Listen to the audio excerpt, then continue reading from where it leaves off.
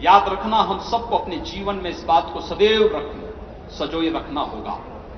हम सबको इस बारे में देखना होगा, क्योंकि ये ऊर्जा जो युवा ऊर्जा है हमारी, युवा के बारे में कहते हैं कि युवा परिस्थिति का नाम नहीं, एक मनस्थिति है जो लाभ हानि नहीं देखती, जो सत्य के साथ, न्याय के साथ खड़ी हो सकती हो, लाभ हानि की परवाह किए बगैर वो सत्य और न्याय की लड़ाई को मजबूती के साथ लड़ सकती हो। और ये लड़ाई जिसने भी इतिहास को गढ़ा है, इतिहास को बनाया है, ये वही ऊर्जा है जिसने कभी भी लाभ हानि की परवाह किए बगैर जब अपने आप को होम किया है। हम भगत सिंह को क्यों याद करते हैं? क्यों वे भारत की इंकलाब की आवाज बन गए? क्यों चंद्रशेखर आजाद, ठाकुर रोशन सिंह, राम प्रसाद बिस्मिल, असफाउल्लाह खां देश की आजादी के क्रांति दूत बन गए? क्यों भारत का हर युवा आज भी नेताजी सुभाष चंद्र बोस की उन आवाजों को, उन नारों को आज भी स्मरण करता है कि तुम मुझे खून दो, मैं तुम्हें आजादी दूंगा? आज भी भारत का प्रत्येक भारतीय का नारा बन गया, क्योंकि इसमें स्वार्थ नहीं था, परमार्थ था। क्योंकि ये कार्यक्रम उसी उद्देश्य से थे कि हमें देश की स्वाधीनता के लिए अपने आप को बलिदान करना है। आप यहां पर जब कार्यक्रम प्रारंभ होते समय उत्तर प्रदेश की सांस्कृतिक झांकी को आपने देखा होगा। महारानी लक्ष्मीबाई, झांसी की रानी लक्ष्मीबाई, जब वह देश की स्वाधीनता की लड़ाई लड़ रही थी, उस समय उनको उम्र कितनी थी? मात्र 23 वर्ष। 23 वर्ष की उम्र में वह झांसी की आजादी की, भारत की आजादी की लड़ाई लड़ रही है और अपने आप को बलिदान करती है। वीर सावरकर, एक ही जन्म में दो आजन्म कारावास की सजा। जब वीर सावरकर को आजन्म कारावास की सजा होती है, उस समय वीर सावरकर की उम्र एक नहीं, दो आजन्म कारावास की सजा होती है। उस समय वीर सावरकर की उम्र कितनी थी? मात्र 28 वर्ष। स्वामी विवेकानंद जब शिकागो की धर्म संसद में 1893 में जाकर के भारत की वैदिक परंपरा और भारत के ज्ञान विज्ञान का रहस्योद्घाटन दुनिया की सर्वोच्च धर्म संसद में करते हैं, उस समय उनकी उम्र कितनी थी? मात्र 30 वर्ष। महाराष्ट्र से हमारे युवा, तमाम युवा यहां पर आए होंगे। वहां पे संत ज्ञानेश्वर की परंपरा है। संत ज्ञानेश्वर ने ज्ञानेश्वरी की रचना जब की थी, उस समय उनकी उम्र क्या थी? मात्र 16 वर्ष। आदि शंकराचार्य मात्र 32 वर्ष की उम्र जिए। और उत्तर प्रदेश में आप आए हैं, निस्सरहीन करो मही, भुज उठाए प्रणकीन का उद्घोष करने वाले भगवान राम जब इस देश को राक्षसों से विहीन करते हैं, तब उनकी उम्र भी 25 से लेकर के 39 वर्ष के बीच की थी। यानी 39 वर्ष के दौरान, 25 से 39 वर्ष की आयु में उन्होंने 14 वर्षों का वनवास भोगा था। ये उम्र है। और मथुरा से आए हुए हमारे ब्रज क्षेत्र के हमारे साथी भी होंगे। जब कंस के अत्याचार से मथुरा को मुक्त करने के लिए भगवान कृष्ण गए थे, तब उनकी उम्र कितनी थी? मात्र 8 वर्ष। छत्रपति शिवाजी महाराज रहे हों, गुरु गोविंद सिंह जी महाराज रहे हों, महाराणा प्रताप रहे हों, ये सभी युवा थे। इन्होंने अपनी युवा उम्र में ही एक नई क्रांति का शंखनाद किया था, लेकिन वे अपने लिए नहीं लड़े थे। उनकी लड़ाई स्वार्थ की नहीं थी, परमार्थ की लड़ाई थी, देश की लड़ाई थी,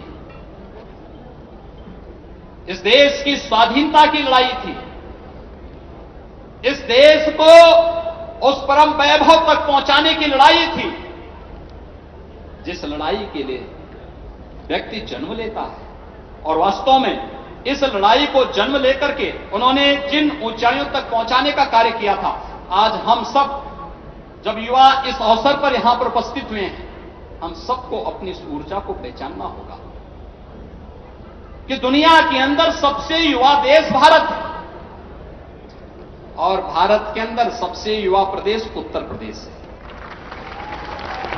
ये युवा शक्ति अगर उठ खड़ी होगी तो कुछ भी आपके लिए चुनौती नहीं होगी, कुछ भी आपके लिए अलभ्य नहीं है। लेकिन हमें अपनी दिशा तय करनी पड़ेगी, एक सकारात्मक दिशा। व्यापक बहुत विराट फील्ड है कार्य करने का, विस्तृत क्षेत्र है कार्य करने का। हर एक क्षेत्र में आप कुछ न कुछ कर सकते हैं, व्यापक संभावनाएं हैं। कोई शिक्षा के क्षेत्र में, कोई सेवा के क्षेत्र में, कोई अर्थव्यवस्था के क्षेत्र में, कोई स्पोर्ट्स के क्षेत्र में, कोई प्रशासनिक क्षेत्र में, कोई सुरक्षा के क्षेत्र में, कोई किसी अलग अलग फील्ड में, कोई कृषि के क्षेत्र में, कोई राजनीति के क्षेत्र में, कोई धर्म के क्षेत्र में, कोई अलग अलग क्षेत्र में अलग अलग युवा अपने अनुसार अगर निस्वार्थ भाव के साथ कार्य करना प्रारंभ कर देगा तो अपने आप में एक रोल मॉडल बन सकता है, अपने गांव में, अपने क्षेत्र में, अपने जनपद में, अपने प्रदेश में और फिर अपने देश में। और उस रोल मॉडल के लिए ही इस युवा महोत्सव के आयोजन को आज हम सब ने यहां पर आयोजित करने की आदरणीय प्रधानमंत्री जी की प्रेरणा से इसको यहां पर आयोजित किया है। मेरा यह मानना है कि यह युवा शक्ति इन सब कार्यों को कर सकती है और इन कार्यक्रमों को करने की दिशा से ही आज हम सबको उस भाव के साथ आगे बढ़ना होगा। मुझे याद है कि सकारात्मक ऊर्जा सदैव व्यक्ति को आगे बढ़ाने की किस रूप में प्रेरणा देता है, यह हम सबको इस बारे में भी देखने को समझने को मिलता है कि हमारा भाव क्या है, समाज के प्रति हमारी भावनाएं क्या हैं। सिकंदर आया था भारत को परास्त करने के लिए, लेकिन चंद्रगुप्त मौर्य के सामने वो टिक नहीं पाए, उन्हें पीछे हटना पड़ा। अरे अभी रुक जाओ यार, भैया रुक जाओ यार। अपनी जान के लाले पड़ने पर उनके सेनापति सेल्यूकस को अपनी कन्या चंद्रगुप्त को देने के लिए मजबूर होना पड़ा था। और सेल्यूकस देखना चाहते थे कि वास्तव में भारत इतना ताकतवर कैसे, क्योंकि एक बहुत दुनिया के एक बहुत बड़े भूभाग पर सिकंदर का कब्जा हो गया था। उनका प्रमुख सेनापति सेल्यूकस था। वो जानना चाहता था कि भारत की समृद्धि और भारत की सुरक्षा के अवैध दुर्ग कैसे बन गया, और ये जानने के लिए वह उनके मंत्री और उनके प्रमुख सलाहकार आचार्य चाणक्य के पास आते हैं। उनके पास आते ही उन्होंने प्रणाम निवेदित करते हुए कहा, तो जैसे ही आचार्य चाणक्य ने सेल्यूकस को देखा, वे अपने राजकीय कार्य कर रहे थे और राजकीय कार्य करते हुए जैसे उन्होंने देखा कि एक विदेशी अतिथि मेरे पास आया है, लेकिन ये व्यक्तिगत शिष्टाचार भेंट है, तो व्यक्तिगत शिष्टाचार भेंट के नाते वे आए और उन्हें बताया गया कि सेल्यूकस आपसे मिलना चाहता है। उन्होंने कहा सादर उन्हें लिया मेरे पास लेके आओ। आए, वो अपना राजकीय कार्य कर रहे थे, उन्होंने अपना दीपक बंद किया, दूसरा दीपक जलाया। उन्होंने सेल्यूकस से पूछा कि आपका मैं स्वागत करता हूं, आपके आने का कारण? उन्होंने कहा नहीं, मेरे मन में एक आशंका थी, मैं जानना चाहता था कि भारत वास्तव में सोने की चिड़िया कैसे बना, भारत इतना सुरक्षित और इतना समृद्ध कैसे बना, मैं यही आपसे जानना चाहता था। लेकिन मैं जैसे ही प्रवेश किया हूं, मेरी समझ में आ गया कि भारत वास्तव में समृद्धि का, भारत की समृद्धि का राज क्या है, मैं समझ गया। उन्होंने कहा कैसे? उन्होंने कहा कि जहां पर राज व्यवस्था से जुड़ा हुआ राजा का प्रमुख सलाहकार और उनका प्रमुख मंत्री स्वयं इतना किफायती रखता हो कि राजकीय तेल से जलने वाला दीपक भी अपने व्यक्तिगत शिष्टाचार में मिलने वाले राजकीय अतिथि के सामने उपयोग नहीं करेगा, वह देश तो समृद्ध होगा ही होगा। और यही भारत की समृद्धि का राज था। यह कार्य हम सब अपने दैनिक जीवन में भी कर सकते हैं और ये युवा कर सकता है, ये संभव है। उस जिसे लोग अब तक असंभव कहते थे उसे संभव बनाने का प्रयास होना चाहिए। और हमने उत्तर प्रदेश के अंदर अपनी इसी युवा ऊर्जा के लिए, जो अभी हमारे केंद्रीय मंत्री श्रीमान किरेन रिजिजू जी कह रहे थे कि उत्तर प्रदेश जो इस समय खेलो इंडिया, खेलो के अभियान में जो व्यापक प्रतिस्पर्धा चल रही है, उत्तर प्रदेश की टीम जो वहां गई हुई है, वे पदक तालिका में शीर्ष स्थान बनाने के लिए एड़ी चोटी लगाए हुए हैं और काफी सफलता उन्हें प्राप्त हो रही है। और हम लोगों ने भी तय किया है, उत्तर प्रदेश के अंदर हमारे पास 1,10,000 राजस्व गांव हैं और 60,000 ग्राम पंचायतें हैं। हमने इन सभी 60,000 ग्राम पंचायतों में एक एक खेल का मैदान अनिवार्य करने की व्यवस्था करवा दी है कि हर गांव में एक खेल का मैदान जरूर हो। खेल का मैदान और वहां पर एक ओपन जिम, क्योंकि भारत हमारा शास्त्र कहता है ना कि शरीर माध्यम खलु धर्म साधनम, स्वस्थ शरीर में ही स्वस्थ मस्तिष्क निवास कर सकता है।